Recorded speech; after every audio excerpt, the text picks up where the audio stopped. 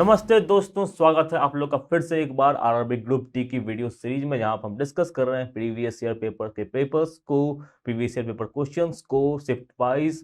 और साथ ही साथ हम डिस्कस कर रहे हैं उन क्वेश्चंस के पीछे भी कॉन्सेप्ट को, और उस क्वेश्चन से जुड़े हुए और किस तरह के क्वेश्चन बन सकते हैं हम ये जानने की कोशिश करते हैं इस वीडियो सीरीज में। तो मैं हूँ प्रकाश, और मैं आपके लिए लाता हूँ previous year papers of general knowledge and general science for RRB group T. तो इस वीडियो में हम डिस्कस करने वाले हैं जीके को, जो 1 नवंबर 2018 के शिफ्ट 1 में आया था। और इसमें जो जीके के जो सवाल आए थे, जो सामान्य ज्ञान के सवाल आए थे, स्टैटिक जीके के सवाल आए थे, उनको भी हम जानेंगे, देखेंगे। साथ ही साथ इसके साथ जो बेसिकली जो करंट अफेयर के सवाल आए थे, उसमें किस तरह के सवाल आए थे, हम थोड़ा बहुत वो भी जानने की कोशिश करेंगे कि उनमें किस तरह के सवाल आए थे, उनको किस तरह से आपको अप्रोच करना है। ठीक है दोस्तों, तो अब आगे बढ़ते हैं और आते हैं अपने पहले सवाल पे। यहाँ पे पहला सवाल कहता है कि Madhubani painting is a style of Indian painting practised in the Mithila region of dash in India. कहता है कि मधुबनी पेंटिंग जो है एक पेंटिंग का एक तरीका है, एक प्रक्रिया है, एक प्रकार है, जो कि मिथिला में पाया जाता है। मिथिला जो रीजन है भारत में, वो पाया जाता है। और ये मिथिला रीजन कौन से राज्य में पाया जाता है, ये सवाल। ऑप्शन क्या क्या है? झारखंड है, उड़ीसा, छत्तीसगढ़ है, या डी बिहार है। सही उत्तर जानेंगे। सही उत्तर है ऑप्शन नंबर डी। जो नॉर्थ बिहार के कुछ हिस्से हैं, उन्हें मिथिलांचल रीजन कहा जाता है। यहाँ मैथिली भाषा बोली जाती है, जो कि 8वीं अनुसूची में भी है। और यहाँ पे जो फेमस जिसके लिए वो है कि मिथिला पेंटिंग। यहाँ तो इस तरह की मिथिला पेंटिंग बनाई जाती है वहाँ पे, जो कि वर्ल्ड फेमस है। तो ये मिथिला पेंटिंग कहाँ पे? मधुबनी है, बिहार की मधुबनी में है। और मधुबनी फेमस है, मधुबनी पेंटिंग या मिथिला पेंटिंग, दोनों नाम से फेमस है। मधुबनी पेंटिंग या मिथिला पेंटिंग, दोनों एक ही चीज़ होती है। और ये दोनों नाम से ये पेंटिंग, इस तरह की पेंटिंग जो है वो फेमस है पूरे विश्व भर में। ठीक है दोस्तों, आगे बढ़ेंगे अगले सवाल पर। सवाल संख्या 2 पे आते हैं। सवाल संख्या 2 कहता है कि पंडित विश्व Mohan Bhatt who has won the prestigious Grammy award is famous. Option number A slide guitar player, piano player, sitar player, या क्लैरिनेट प्लेयर। पंडित विश्व मोहन भट्ट बहुत जाने माने, बहुत प्रसिद्ध संगीतकार हैं। वो उन्होंने ग्रैमी अवार्ड भी जीता है। ग्रैमी अवार्ड जो है वो संगीत के क्षेत्र में मिलने वाला सबसे बड़ा अवार्ड है। तो किस चीज़ के लिए, कौन से ये वाद्य यंत्र बजाते हैं, ये प्रश्न है। ठीक है, तो ये स्लाइड गिटार प्लेयर है, यानी कि वीणा बजाते हैं, पियानो बजाते हैं, सितार बजाते हैं, या क्लैरिनेट प्लेयर बताते हैं। तो सही उत्तर है ऑप्शन नंबर ए स्लाइड गिटार प्लेयर। ठीक है, या ये वीणा कहते हैं, वो ये बना बजाते हैं पंडित विश्व मोहन भट्ट। और इसके लिए इन्हें मिल चुका है ग्रैमी अवार्ड। अब ग्रैमी अवार्ड की बात करें तो ग्रैमी अवार्ड इन्हें मिला है, कौन से एल्बम के लिए मिला था? Emitting by the river. कौन से साल में मिला था? 1993 में मिला था। इसके अलावा पद्म भूषण भी इन्हें मिल चुका है 2017 में। ठीक है, इनका जन्म हुआ 27 जुलाई 1950 को। अगर ग्रैमी अवार्ड की बात करें तो म्यूजिक के क्षेत्र में दिया जाने वाला ग्रैमी अवार्ड सबसे बड़ा अवार्ड होता है। पहला अवार्ड मिला था पंडित रविशंकर को। ये कौन से विद्या यंत्र बजाता है, ये आप बताएं कमेंट सेक्शन में, ये सवाल आ सकते हैं। तो कुछ सवाल मैं आपसे पूछूंगा, जो आपको पढ़ना है, कमेंट सेक्शन में बताना, और यहाँ पे नोट्स के रूप में मेंटेन करता चल रहा है। तो एक चार बात मैं बता दूं कि यहाँ पे जो क्लासेस होती हैं, उनकी आप एक नोट्स बनाते हुए चलो। नोट्स में जो जो इंपॉर्टेंट पॉइंट्स हम डिस्कस कर रहे हैं प्रीवियस क्वेश्चन के आंसर के साथ साथ, क्यों अधिक इंपॉर्टेंट, वहाँ से भी अलग तरह के क्या क्या तरह के सवाल जो है आपके एग्जाम में आ सकते हैं, वो बनते हैं। तो आपको उन चीज़ों को पढ़ना है, उन चीज़ों को समझना है, आगे बढ़ना है। ठीक है, तो ग्रैमी अवार्ड जो पहला ग्रैमी अवार्ड जीता था पंडित रविशंकर में, ये भी इंपॉर्टेंट इन्फॉर्मेशन पूछा जा सकता है एग्जाम में। और इसकी इंपॉर्टेंस अभी ज़्यादा क्यों है, ये मैं अभी बताऊंगा। तो पंडित रविशंकर जी हैं, ये कौन सा वाद्य यंत्र, ये तो आप पढ़ के बताएंगे कमेंट सेक्शन में। अगर ग्रामी 2022 यानी कि इस वर्ष मिले हुए ग्रामी अवार्ड की बात करें तो दो भारतीय मूल के लोगों को ये अवार्ड मिला है। पहला अवार्ड मिला था डक्की केज को, डिवाइन टाइट्स, इनके एल्बम के लिए। ठीक है, और best new age album category भी याद रखना है, कौन सी कैटेगरी के लिए इन्हें अवार्ड मिला था, ग्रैमी अवार्ड। ठीक है, दूसरा है फाल्गुनी शाह, इन्हें अवार्ड मिला था कलरफुल वर्ल्ड के लिए, बेस्ट चिल्ड्रंस एल्बम कैटेगरी के अवार्ड के लिए। ठीक है, तो ये जो इन्फॉर्मेशन है, Ricky Kej best new age album, album का नाम divine tides, Falguni Shah best children's album category album का नाम ए कलरफुल वर्ल्ड। यहाँ ये इंपॉर्टेंट करंट अफेयर के सवाल है, करंट अफेयर की क्लास में हमने इसको डिस्कस किया हुआ, तो इससे सवाल बन सकते हैं, आपको जरूर इसको याद रखना चाहिए। ठीक है, सवाल बनने के बहुत ज़्यादा चांसेस किसी न किसी शिफ्ट में आएगा ही। तो अब इसी के साथ बढ़ते हैं अगले सवाल पर। सवाल संख्या 3 ये कहता है कि when is the national civil services day celebrated in India. Bharat में जो राष्ट्रीय सिविल सर्विसेज डे, यानी कि राष्ट्रीय जो सिविल सर्विसेज होती हैं, जो आईएएस ऑफिसर्स होते हैं, उनको सम्मानित के लिए जो कौन सा दिवस मनाया जाता है, और ये दिवस कब मनाया जाता है, ये सवाल है। सवाल है, ऑप्शन है, क्या कहते हैं? ऑप्शन नवंबर 12, बी अप्रैल 21, सी मार्च 21, जनवरी 15। 12 नवंबर को मनाया जाता है, 21 अप्रैल को मनाया जाता है, 21 मार्च को मनाया जाता है, या 15 जनवरी को मनाया जाता है। तो कब मनाया जाता है? तो ये मनाया जाता है अप्रैल 21 को। ठीक है, 21 अप्रैल को मनाया जाता है national civil services day, important है। तो इस बार को नेशनल सिविल सर्विसेज डे भी 21 अप्रैल को मनाया गया था, और ये क्यों मनाया जाता है ये हम जानते हैं थोड़ा सा। तो 21 अप्रैल को मनाया जाता है, ये इस दिन जब भारत के जो पहले होम मिनिस्टर थे सरदार वल्लभ भाई पटेल, इन्होंने जो नए नए उस वक्त 1947 में जब भारत आज़ाद हो रहा था, उस वक्त जो नए नए आईएएस रिक्रूट हुए थे, उनको उन्होंने एड्रेस किया था 21 अप्रैल के दिन, और उसी दिन को तब से मनाया जाने लगा नेशनल सिविल सर्विसेज डे। तो इसकी शुरुआत भारत में बहुत पहले की थी अंग्रेजों ने। तो पहले क्या होता था, जो सिविल सर्विसेज होते थे वो सिर्फ अंग्रेज उसमें पार्टिसिपेट कर पाते थे। धीरे धीरे ये भारतीयों के लिए भी खुला, बट जो पहले था, पहले इसका एग्जाम होता था लंदन में, तो जो इंडियंस को भी जो एग्जाम देना होता तो उन्हें लंदन जाकर देना पड़ता था। बाद में सिविल सर्विस भारत में भी होने लगे। और आप बताएं कमेंट सेक्शन में कि पहले इंडियन सिविल सर्विस सर्वेंट कौन थे। और जो सिविल सर्विसेज डे, इसके बारे में एक शॉर्ट वीडियो हमारे प्लेटफॉर्म पे सरकारी परीक्षा पे भी अवेलेबल है, आप से भी देख सकते हैं रील के फॉर्म में, जो यूट्यूब शॉर्ट्स होते हैं उसके फॉर्म में अवेलेबल है। तो एक और important information, father of civil services Bharat में किन्हें कहा जाता है, ये कहा जाता है चार्ल्स कॉर्नवेल्स को। किसे कहा जाता है, चार्ल्स कॉर्नवेल्स को। इन्होंने सिविल सर्विसेज कॉन्सेप्ट को भारत में थोड़ा रिफॉर्म किया था, और इसी के लिए इन्हें father of civil services in India कहा जाता है। ठीक है दोस्तों, आगे बढ़ेंगे अगले सवाल पर। सवाल संख्या 4 ये कहता है कि where is the headquarter of food safety and standards authority of India located. Option number A Chennai, B Mumbai, C new Delhi, या डी हैदराबाद। सही ऑप्शन है option number C new Delhi. तो food safety and standard authority of India, इसका काम क्या होता है कि इसका काम ये होता है कि जो खाना मिलता है हमारे, जो पैक्ड फूड मिलते हैं, जैसे कि चिप्स वगैरह हम खाते हैं, या कुछ भी हम लोग भोजन खाते हैं, चाटा दाल चावल सब कुछ को ये जो है वो food safety and standard authority जो है वो इनका जांच करती है, इनको मार्क लगाती है। आपने कई जो फूड प्रोडक्ट्स होते हैं, जो भी आटा चावल अगर पैकेट फूड खरीदते हैं, उसमें आप देखते हो कि लिखा हुआ है FSSAI। ठीक है, इसका मतलब ये होता है कि FSSAI से वो चीज़ अप्रूव हो चुकी है। ठीक है, तो फूड सेफ्टी अथॉरिटी, ये वाला सैम्बल आपको देखने को मिलता है FSSAI वाला, जो भी फूड पैकेट जिन पे जिन्हें FSSAI द्वारा क्या मोहर लगा दिया गया कि ये फूड जो है वो सेफ है, आपके खाने के लिए सुरक्षित है, आप इस खाना को खा सकते हैं, और जो भी मानक होते हैं, जो भी स्टैंडर्ड होते हैं, उनको ये पूरा करते हैं। ठीक है, तो ये इस्टेब्लिश हुआ था 2006 में। FSSAI की स्थापना कब हुई थी, 2006 में हुई थी। इसके जो चेयरपर्सन होते हैं वो secretary of government of India के रैंक के होते हैं। इसका हेडक्वार्टर कहाँ है, न्यू दिल्ली है। ठीक है दोस्तों, तो आगे बढ़ेंगे अगले सवाल पर। सवाल संख्या 5 ये कहता है कि the medal gold silver and bronze were introduced in Olympic games in the year. Option है 1915, 1918, 1919 या 1904। ठीक है, कह रहा है सवाल कि जो मेडल्स रहते हैं गोल्ड सिल्वर और ब्रॉन्ज, वो ओलंपिक गेम में कौन से साल में आए थे। ठीक है, 1915 में आए थे, 1918 में आए थे, 1919 में आए थे, 1904 में आए थे। तो सही ऑप्शन क्या है, सही ऑप्शन है ऑप्शन नंबर डी 1904 के। 1904 के ओलंपिक्स में जो हुए थे, वहां पे पहली बार जो है गोल्ड सिल्वर और ब्रॉन्ज का कॉन्सेप्ट आया था कि खिलाड़ियों को गोल्ड मेडल दिया जाएगा, सिल्वर मेडल दिया जाएगा, या ब्रॉन्ज मेडल दिया जाएगा। ठीक है, तो जो ओलंपिक गेम्स हुए थे कहाँ से इंस्पायर्ड हुए थे, बहुत साल पहले, यानी कि क्राइस्ट से 4 सेंचुरी पहले। आप देखो कितना साल पहले यूरोप में ओलंपिया में ओलंपिक गेम्स खेले जाते थे। तो इसी को ध्यान में रखते हुए मॉडर्न ओलंपिक गेम्स की शुरुआत हुई थी। ये किन्होंने की थी, ये की थी पेरे डे कुर्बिटन ने, और 1894 में इन्होंने फॉर्म किया था इंटरनेशनल ओलंपिक कमेटी। पहले ओलंपिक गेम्स 1896 में हुए थे एथेंस में। मॉडर्न ओलंपिक गेम्स पुराने की बात नहीं हो रही, जो फिर से जो कुर्बिटन साहब ने फिर से शुरुआत की ओलंपिक गेम्स की, तो उन्होंने 1896 में ओलंपिक गेम्स की फिर से शुरुआत की, और कहाँ पे की, एथेंस में, जहाँ पे ये पहले होते थे। ठीक है दोस्तों, अब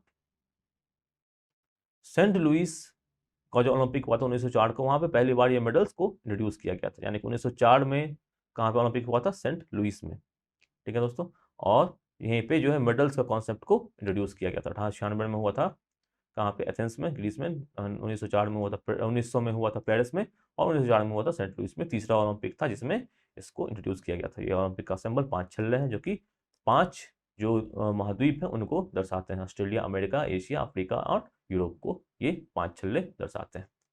ठीक है दोस्तों, तो इसी के साथ आगे बढ़ते हैं अगले सवाल पर। सवाल संख्या 6 कहता है कि the NITI Aayog replaced the national institute of transforming India. नीति, इन्होंने किसको रिप्लेस किया था। ऑप्शन ए प्लानिंग कमीशन को, बी इलेक्शन कमीशन को, सी लेफ्ट कमीशन को, या डी सेवेंथ पे कमीशन को।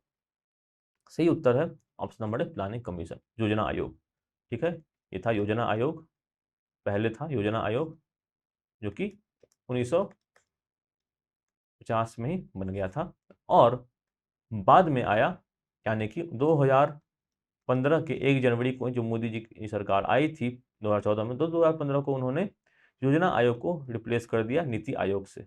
ठीक है, नीति आयोग से 2015 से बन गया नीति आयोग, मतलब दोनों का काम लगभग लगभग एक ही जैसा है। तो नीति आयोग का फुल फॉर्म क्या होता है? National institute of transforming India, ये भी आपको याद रखना है। और प्लानिंग कमीशन को उसने रिप्लेस किया था। तो अगर प्लानिंग कमीशन की बात करें तो 15 मार्च 1950 को प्लानिंग कमीशन जो हुआ था, इसके गठन हुआ था। इसके चेयरपर्सन कौन थे? जो प्रधानमंत्री होते हैं वही चेयरपर्सन होते थे। और अभी भी भारत में जो प्रधानमंत्री हैं वो नीति आयोग के चेयरपर्सन हैं। ठीक है, तो 1951 में पहला 5 ईयर प्लान जो है वो लॉन्च हुआ था। 5 ईयर प्लान्स इंपॉर्टेंट होते हैं किसी भी एग्जाम के लिए, और हर 5 ईयर प्लान की कुछ इंपॉर्टेंस है, तो उसकी जो इंपॉर्टेंट पॉइंट है वो हमें याद रखनी चाहिए। जैसे कि सेकंड 5 ईयर प्लान है, ठीक है, उन्हें पीसी महाबोलिस के नाम से जाना जाता है, महाबोलिस नेहरू प्लान के नाम से जाना जाता है। तो ये भी इंपॉर्टेंट इन्फॉर्मेशन आपको याद होना चाहिए। महाबोलिस के नाम से जाना जाता है क्या? सेकेंड जो प्लानिंग कमीशन आई थी उसको, एक इम्पॉर्टेंट मतलब कई बार पूछा गया है। तो 1 जनवरी 2015 को नीति आयोग की स्थापना हुई और उसने इसको रिप्लेस कर दिया। ठीक है, फर्स्ट 5 ईयर प्लान जो था उसका प्लान क्या था?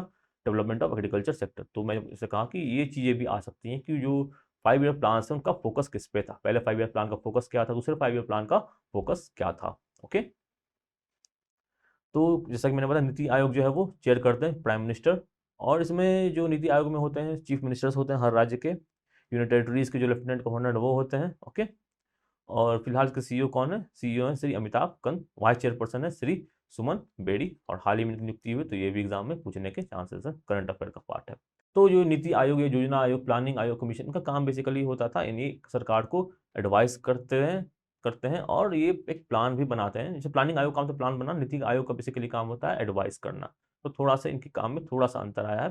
बेसिकली नीति आयोग भी ये प्लानिंग वगैरह करते हैं, और किस तरह से जो इकोनॉमी है या जो भी सोशल हमारे रिफॉर्म्स है या जो भी कुछ चेंजेस समाज में आर्थिक स्थिति रूप में ये सब लाना है, इसके बारे में ये एडवाइस देते हैं, इसके बारे में प्लान करते हैं। ठीक है दोस्तों, नीति बनाना मतलब नीति आयोग, नीति बनाना प्लान बनाना एक ही चीज़ होती है। इसी के साथ आगे बढ़ेंगे अगले सवाल पर। सवाल संख्या 7 ये कहता है कि the first subsidiary treaty was signed by Nizam of Hyderabad इन 1797, 1796, 1799 या 1798।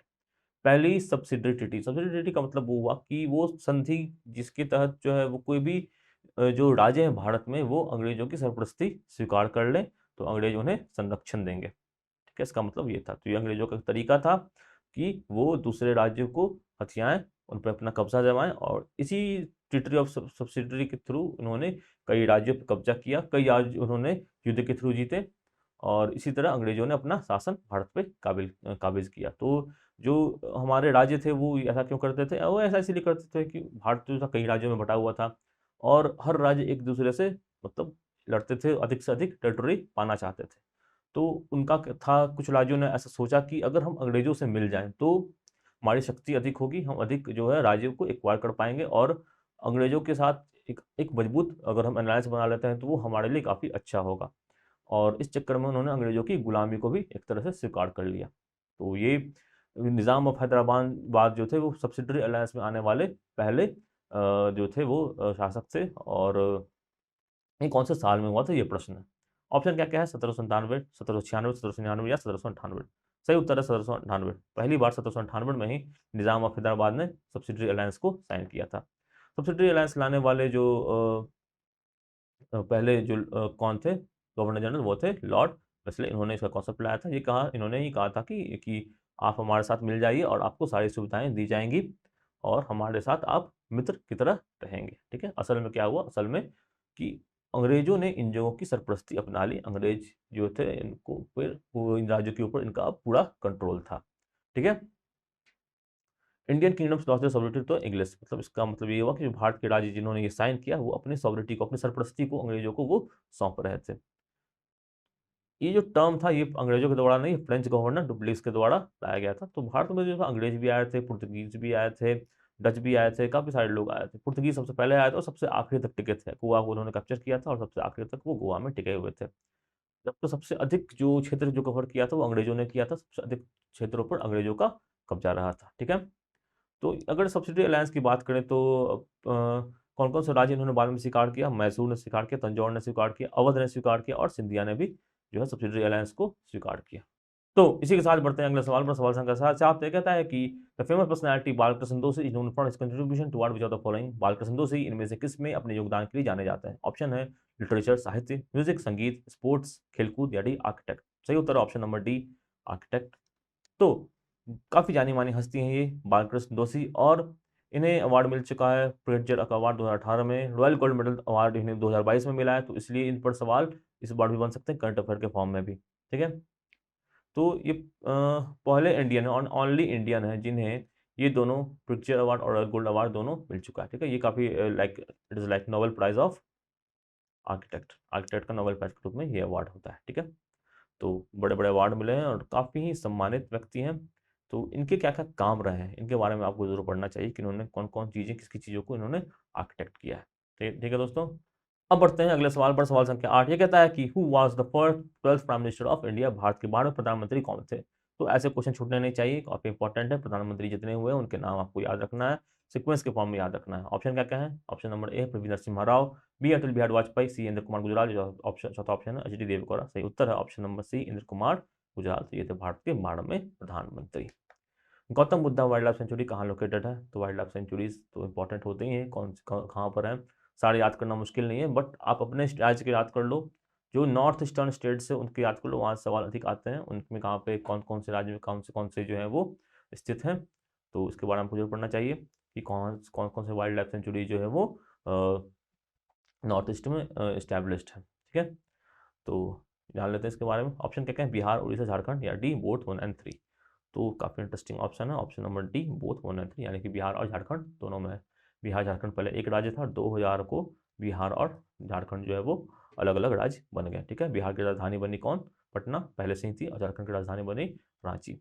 तो गौतम बुद्धा जो है वो बिहार के गया जिले में और झारखंड के कोडरमा जिले में है। Gautam Buddha wildlife century. ठीक है दोस्तों, आगे बढ़ेंगे अगले सवाल पर। सवाल संख्या 10 कहता है कि world jazz day celebrated on dash every year? World jazz day जो है वो सेलिब्रेट किया जाता है इस तारीख को हर साल। ऑप्शन क्या क्या है? 20 अप्रैल, 2 मार्च, 30 अप्रैल, ऑप्शन नंबर डी 10 जून। सही उत्तर है ऑप्शन नंबर सी 30 अप्रैल को मनाया जाता है वर्ल्ड जैज डे। तो यूनेस्को ने डिक्लेयर किया था इसको कि वर्ल्ड जैज डे मनाएंगे, संगीत को हम लोग सेलिब्रेट करेंगे, संगीत के लिए डे है। और 2022 का थीम क्या था इसका? A call for global peace and unity. ये पूछा जा सकता है करंट अफेयर के फॉर्म में। ठीक है दोस्तों, तो आगे बढ़ेंगे अगले सवाल पर। सवाल संख्या 11 ये कहता है कि googly is associated with which game? Googly कौन से गेम के साथ एसोसिएटेड है? आपने सुना होगा, भारत में ये खेल काफी पॉपुलर है। ऑप्शन देख लेते हैं। Option number athletics, B swimming, C cricket या डी आर्चरी। ठीक है, सही उत्तर है ऑप्शन नंबर सी क्रिकेट। तो क्रिकेट में कहाँ टर्म है गुगली? क्रिकेट में संबंधित टर्म है गुगली। तो कौन सा खेल का कुछ टर्म संबंधित है ये आपको आसानी से पता चल जाएगा अगर आप स्पोर्ट्स न्यूज़ को, स्पोर्ट्स खबरों को रोज रोज फॉलो करते होंगे। तो कभी कभी खबरों को फॉलो करना, आसपास की चीज़ों को देखते रहना, यहाँ से ऑब्जर्व करना, यहाँ से भी सवाल बन जाते हैं। तो इसके लिए आपको अलग से एफर्ट नहीं करना पड़ेगा। आपको क्या करना है, थोड़ा सा ध्यान रखना है कि हमारे आसपास क्या घट रहा है, कौन कौन सी चीज़ें हो रही हैं। ठीक है, आप समाचार पत्र रोज पढ़ सकते हो, आप करंट अफेयर की वीडियोज़ रोज देख सकते हो। ठीक है, तो ऐसे चीज़ों से क्या होगा कि आपकी जो है वो लय बरकरार रहेगी। करंट अफेयर जनरल नॉलेज की जो लय है वो आसपास की चीज़ों की पढ़ पढ़ के हमें सीखते हैं।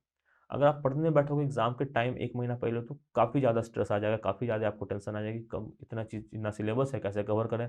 तो सही तरीका यही है, आसपास जो हो रहा है घट रहा है उसको तो पहले बात पढ़ते रहिए, नोट करते रहिए, समझते रहिए।